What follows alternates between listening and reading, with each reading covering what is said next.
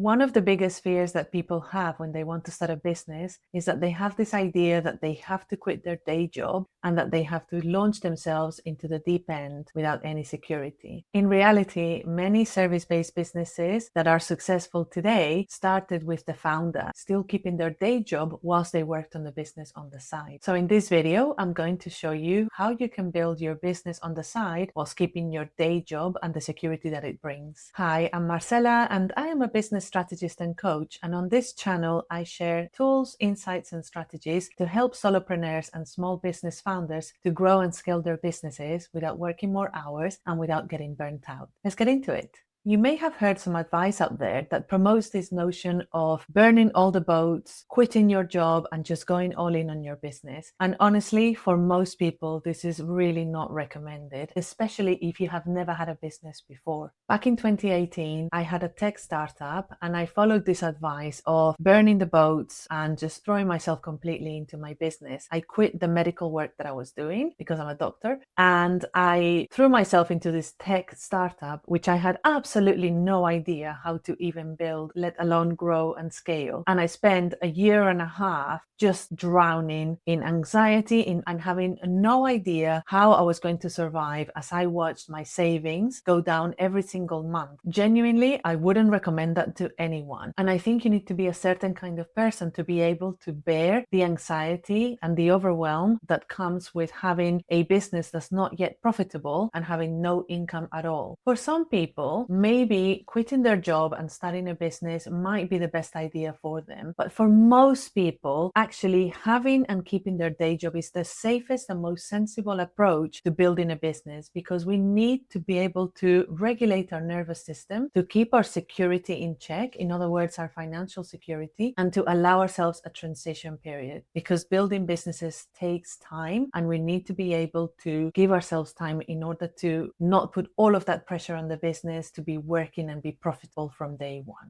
Okay, so step one is to create some space. We all have rhythms and cadence that we already follow in our lives, and what we need to do is to create some space outside of that so that we can start working on our business. So you need to look at your weekly schedule and figure out how much time you're able to dedicate realistically to your business every single week. There's going to be some sacrifices that need to be made. I'm not going to lie. When you are working a full-time job and you have a business that you're building on the side, you will have to sacrifice some of your spare time, and it's going to be time consuming, but that is okay, because what you're doing is you're building yourself a life that is much more intentional, much more enjoyable, and you are going to be following your dreams. And I fully advocate for that. That is exactly what I did when I was working as a full-time doctor. I started creating space in my week so that I could learn, so that I could attend conferences, so that I could read books, and so that I could start testing ideas and trying things out. Without creating that space, your life has its own rhythm and momentum, and it's not going to stop by itself. There's never going to be a perfect time. And so the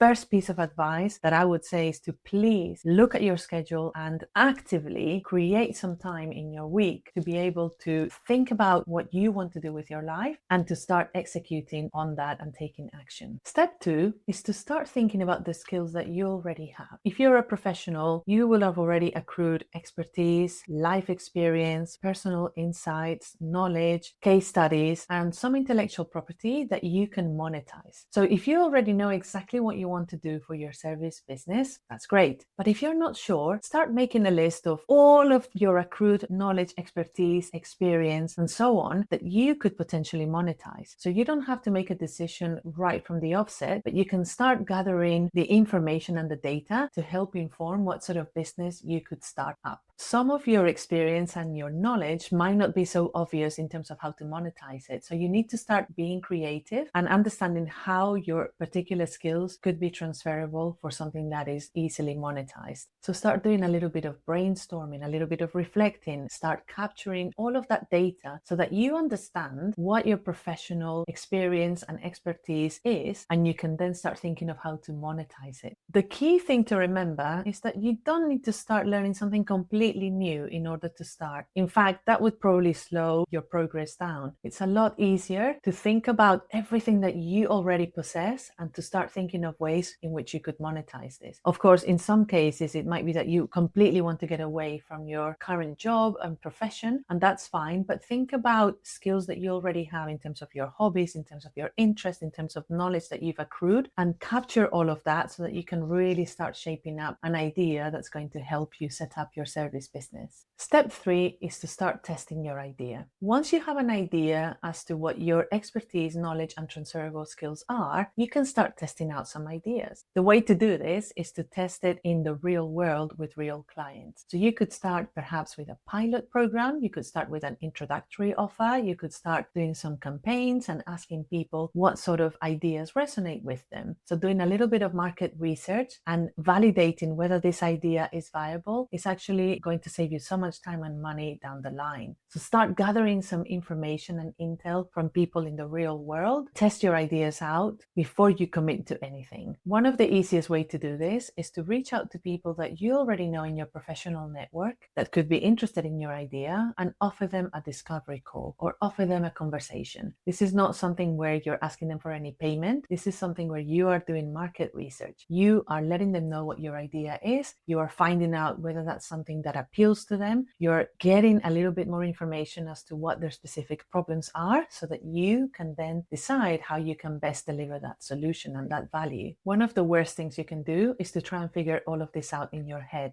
It's so easy and it happens to so many of us. We think we need to go out there with the perfect plan, with the perfect idea, with the perfect offer, with the perfect price point. And that is not how it works with entrepreneurship. In fact, that is only going to be a recipe for disaster, because if you try and figure it all out in your head and you don't go out there and speak to real humans who could potentially be your clients, you won't be able to know what works. You won't be able to get that real-time feedback, and you will likely end up in this analysis paralysis situation.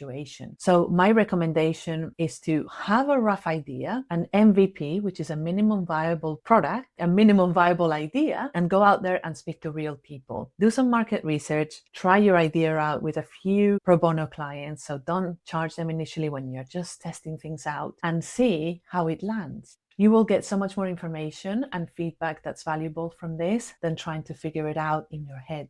Step 4 is to remember to keep it really simple. You don't need to overcomplicate anything at this stage. You don't need to have a website. You don't need to have a name. You don't need to have a brand. You don't need to have a logo. You don't need any of that. You just need to go out there and speak to real people. And often what people end up doing is that because it feels so scary to go and speak to someone real, they end up procrastinating by building a website and building a brand and creating a logo. All of those things have their place, but honestly, the most valuable thing you can do is to go out there and speak to real people, practice your skills, practice your delivery, get some research done, understand what the market needs and where your ideas sit within that before trying to do any of the other things. It's only going to delay you and it's going to cause so much overwhelm. So keep it as simple as you can. Focus on helping people, delivering value, delivering transformations, and that will build your confidence and your momentum. In terms of building your first offer, focus on delivering a specific transformation or solving a specific problem for your client, and that is all you need to do. Do not try to overcomplicate it. Just create one simple offer that solves one specific problem. Step 5 is to remember that it takes time and that we need to build momentum gradually.